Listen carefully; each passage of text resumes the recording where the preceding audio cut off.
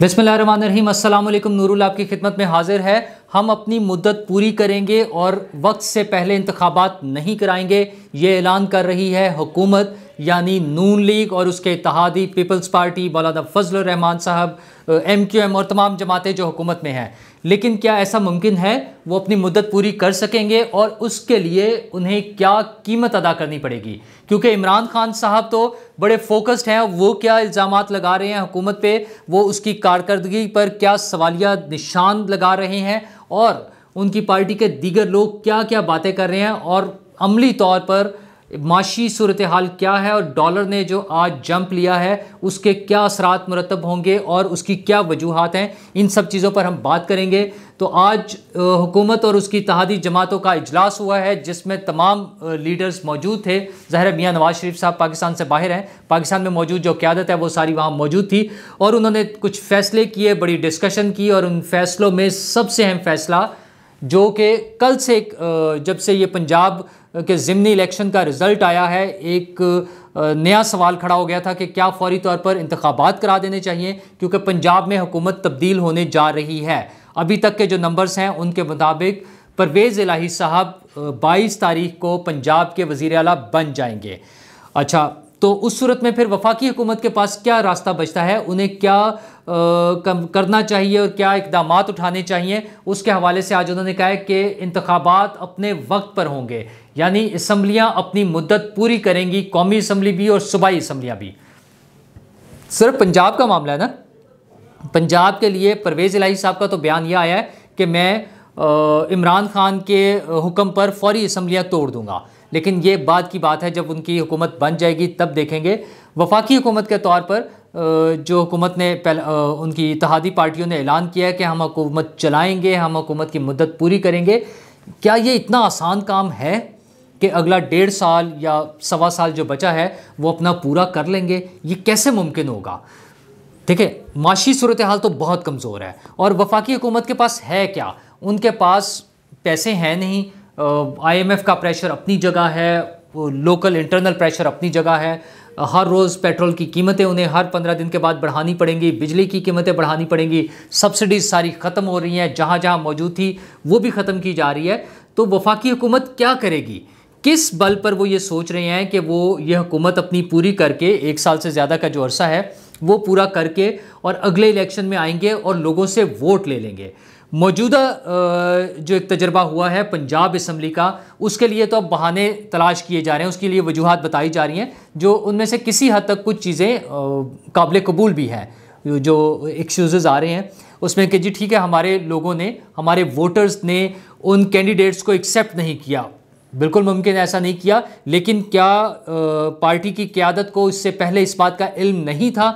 और जब से इलेक्शन कैंपेन चल रही थी इतनी देर में पार्टी क़यादत अवाम का, अपने वोटर्स का मिजाज क्यों नहीं समझ सकी? ये एक बड़ा सवाल है। अच्छा, बहरहाल फिर उसके बाद मरीम नवाज़ साहिबा तो अब उस इलेक्शन की 5 सीटों को अपनी विक्ट्री डिक्लेयर कर रही हैं कि हमने ये बड़ी फतह हासिल कर ली है। अच्छा जी, क्योंकि उनके पास पहले ये सीटें नहीं थी। ये बज़ाहिर तो अगर हम टेक्निकली उसमें आएँ तो मुमकिन है ऐसा हो, लेकिन इसका बज़ाहिर इम्पैक्ट बहुत बुरा आया है। बज़ाहिर इम्पैक्ट ये आया है कि लोगों ने इमरान खान के बयानिए को बाय किया है, लोग उसके बयानिए के साथ हैं और लोगों ने उनको वोट दिया है। ये एक हकीकत है जो हमें सामने नज़र आ रही है।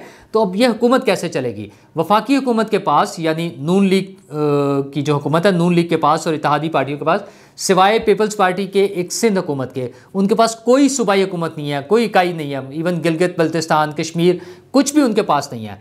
तो होगा क्या? होगा ये कि बिजली की लोड शेडिंग, पेट्रोल की बढ़ती हुई कीमतें, अफराते ज़र, अजनास की कीमतें जो हर रोज़ बढ़ रही हैं, उन सब का बर्डन वफाकी हुकूमत पर आएगा। अगर पंजाब हुकूमत PTI को मिल जाती है तो वो तो हर रोज़ नारे लगाएंगे कि देखें वफाकी हुकूमत हमें हमारा शेयर नहीं दे रही, ये हमारा जो NFC का शेयर है वो नहीं मिल रहा, हमें फ़लाँ बजट नहीं मिल रहा, हमें फ़लाँ फंड्स नहीं मिल रहे, और तमाम बुराइयाँ जो हैं वो वफाकी हुकूमत के गले पड़ेंगी। तो क्या 1 साल की ये हुकूमत जो है इसका कोई फ़ायदा उठाया जा सकता है? आप थोड़ा सा पीछे चले जाएं तो पीपल्स पार्टी की जो हुकूमत थी 2008 से 13 तक की, उसमें जब आखिरी 2 साल में खुसूसन लोड शेडिंग का बहुत बुरा हाल था, बहुत ज़्यादा लोड शेडिंग हो रही थी, तो पंजाब के वज़ीर आला जो अब वज़ीर आज़म हैं शहबाज शरीफ साहब, ये वो एक पंखा लेकर, वैसे तो आज मुझे भी ज़रूरत है क्योंकि लाइट गई हुई है और AC नहीं चल रहा, तो वो शहबाज शरीफ साहब मीनारे पाकिस्तान पे जाकर बैठकर पंखे से अपने वो हाथ का पंखा इस्तेमाल कर रहे होते थे, एहतजाज कर रहे थे वफाक के ख़िलाफ़, और उसका इम्पैक्ट आया।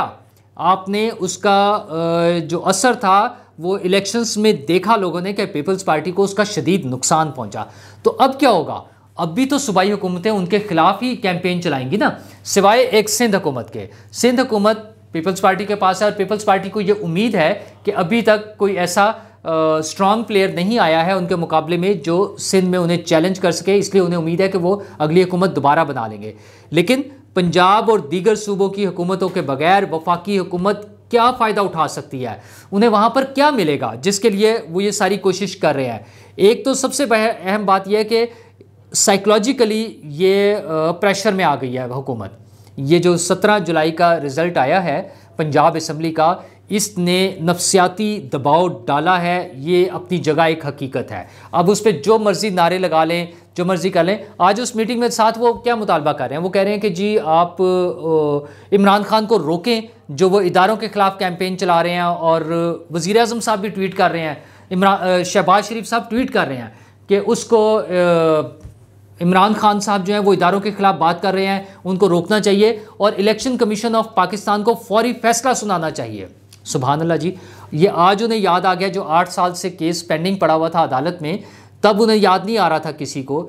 ये वो प्रेशर है, 17 जुलाई का प्रेशर है, जिसकी वजह से अब उन्हें लग रहा है कि इमरान खान के ख़िलाफ़ फौरी कार्रवाई होनी चाहिए। लेकिन क्या सिर्फ इमरान खान के ख़िलाफ़ कार्रवाई करके हुकूमत अगला 1 साल अच्छा गुजार लेगी? हुकूमत डिलीवर क्या कर रही है? हुकूमत के पास क्या नारा होगा जो 1 साल के बाद जब 2023 में अगस्त में ये इलेक्शन में जाएंगे तो उनके पास क्या नारा होगा, क्या परफॉर्मेंस होगी जिसको दिखाना है? एक बात तो वाज़ेह है कि अगस्त 2023 में जब इलेक्शन होंगे, अगर अगस्त 2023 में होने हैं, तो उस वक्त इमरान खान की कारकर्दगी नहीं जांची जाएगी। उस वक्त इमरान खान की कारकर्दगी पर बात नहीं हो रही होगी। उस वक्त फिर नून लीग की जो हुकूमत है, वफाकी हुकूमत या इत्तेहादियों की कह लें आप, जिसमें मेजॉरिटी ज़ाहिर है नून लीग के पास है, वज़ीर आज़म चूँकि नून लीग का है तो उन्हीं का नाम आएगा, तो उनकी कारकर्दगी पर सवाल होगा, उनकी कारकर्दगी पूछी जाएगी। आज इमरान खान साहब ने, देखें इमरान खान साहब बड़ा फोकस होकर चल रहे हैं, उन्होंने टारगेट किया हुआ है कि किसी भी तरह इनको जिच करें। उनको तो बड़ा सूट करता है कि ये अगर पंजाब में उनकी हुकूमत बन जाती है तो मैक्सिमम टाइम मिले नून लीग की हुकूमत को, क्योंकि नज़र आ रहा है कि परफॉर्मेंस नहीं हो सकती, पैसे नहीं है ना, पैसे कहाँ से आने हैं? IMF से कितने पैसे आ जाने हैं? खैर इमरान खान साहब का पहले मैं ट्वीट का जिक्र कर दूँ। इमरान खान साहब ने एक ट्वीट किया है, उन्होंने कहा है कि रिजीम चेंज और वोट ऑफ नो कॉन्फिडेंस से पहले डॉलर जो था वो 178 का था। ये इमरान खान साहब का ट्वीट है, और अब जो है 224 का हो गया, 224 रुपये पर हो गया। और वो कह रहे हैं IMF के माहदे के बावजूद ये माशी बदहाली नज़र आ रही है, और शरीफों को, मौजूदा हुकूमत को वो एड्रेस कर रहे हैं, उनको माशी एडमिनिस्ट्रेशन चलाने का कोई तजर्बा नहीं है, वो सिर्फ लूट मार कर सकते हैं, मनी लॉन्ड्रिंग कर सकते हैं, और उन्हें NRO लेना आता है। ये इमरान खान साहब फरमा रहे हैं। अच्छा, ये जितना मर्जी आप इसको गलत कह लें, ये चीज़ अपना असर छोड़ेगी, क्योंकि जब परफॉर्मेंस नहीं हो सकेगी। और आज मार्केट में जो डॉलर का हाल हुआ है, एक दिन में डॉलर तकरीबन 8 रुपये ऊपर गया है। 8 रुपये की डिवैल्यूएशन आप देख लें, और अब डॉलर की कीमत 224 से ऊपर चली गई है। और ये अभी मैं इंटर बैंक की बात कर रहा हूँ। जब इंटर बैंक में डॉलर की कीमत बढ़ती है तो वो सरासर हुकूमत की और स्टेट बैंक की जिम्मेदारी है ना, उसको मैनेज करना। अगर उसको मैनेज करना है तो स्टेट बैंक ने मैनेज करना है। अच्छा, उसका नुकसान क्या होगा कि हमारी जो है एक्सपोर्ट्स, जो ऑलरेडी एक फ़ायदा ये समझा जाता था कि एक्सपोर्ट्स बढ़ जाएंगी, हमारी एक्सपोर्ट्स नहीं बढ़ रही हैं। डॉलर मुसलसल नीचे आ रहा है, डॉलर मुसलसल ऊपर जा रहा है और हमारी एक्सपोर्ट्स नहीं बढ़ रही हैं। अच्छा, इंपोर्ट्स रुक जाएंगी।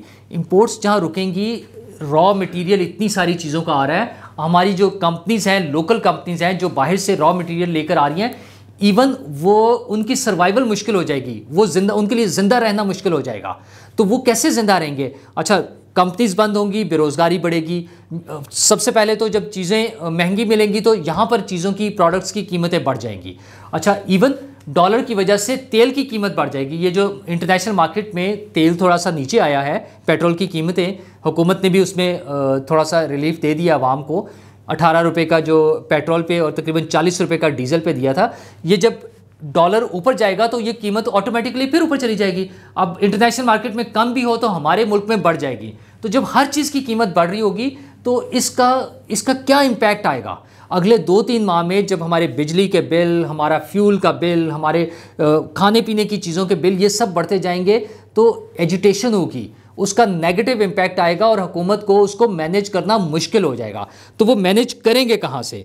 अभी आप ये देखें कि मिफ्ता इस्माइल साहब कहते थे कि जब IMF से मुआहिदा हो जाएगा तो हम डॉलर को 185 पर ले आएंगे। अच्छा जी, आपने तो 185 पर लेकर आना था और अभी आप इसको 224 पर ले गए हैं, मतलब ये कैसे मैनेज होगा? अच्छा, फिर अभी हमें 2.5 अरब डॉलर जो है तकरीबन चाइना से मिले हैं, वो भी आए हैं। फिर IMF के साथ भी डील तकरीबन फाइनल हो गई है। 1.4 बिलियन डॉलर का जो हमें ऑयल जो है वो डेफर पेमेंट पे मिल रहा है। इतनी सारी चीज़ों के साथ डॉलर क्यों नहीं कंट्रोल हो रहा है? ये क्या सिर्फ मिफ्ता इस्माइल की नालायकी है? और क्या मिफ्ता इस्माइल किसी ख़ास मिशन पर आए हैं कि उन्होंने इस हुकूमत को डुबोना है, इस हुकूमत के लिए बदनामी इकट्ठी करनी है? सिर्फ हुकूमत से एक ही दरख्वास्त है, उनके पास एक ही हल है कि इन चीज़ों को मैनेज करें। उन्हें चाहे मिफ्ता इस्माइल को तब्दील करना पड़े, चाहे इसहाक डार साहब से मशवरा लें, उनकी रहनुमाई लें, चाहे किसी को भी लेकर आए, ये चीज़ें अगर मैनेज नहीं करेंगे तो ये जो 17 जुलाई वाला रिज़ल्ट है उसका रेप्लिका आएगा, अगला जो भी इलेक्शन आएगा उसमें आएगा। आप अपने उम्मीदवार बदल लें, जो मर्ज़ी कर लें, 2 चीज़ें करनी पड़ेंगी। एक, जो आज उसमें राना सनाउल्लाह साहब ने भी कहा है, उन्होंने कहा है कि अगली इलेक्शन कैंपेन की को जो लीड करेंगे वो हर सूरत में नवाज़ शरीफ साहब करेंगे। ओके जी, नवाज़ शरीफ साहब आ जाएं। ये तो हम तो पहले भी कहते हैं कि पॉलिटिकल लीडरशिप को पाकिस्तान के अंदर होना चाहिए, नवाज़ शरीफ साहब को भी पाकिस्तान में होना चाहिए। पाकिस्तान में आएँ, ये उनका मुल्क है, अपनी पार्टी को संभालें, कानून को फेस करें, वो जो भी केसेस हैं उनको आके देखें, उन्हें मैनेज करें। अदालतें खुली हैं, अब तो वो प्रेशर भी नहीं है। वो जो एक इल्ज़ाम था कि इमरान खान इस्तेमाल कर रहे हैं सब लोगों को, सब इदारों को, वो ख़त्म हो चुका है। अब आए, उसको फेस करें, लेकिन सिर्फ एक 1 पॉइंट एजेंडा होना चाहिए, इकॉनमी।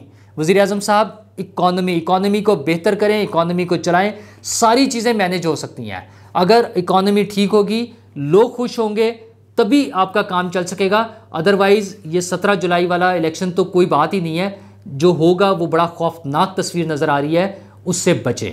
शुक्रिया।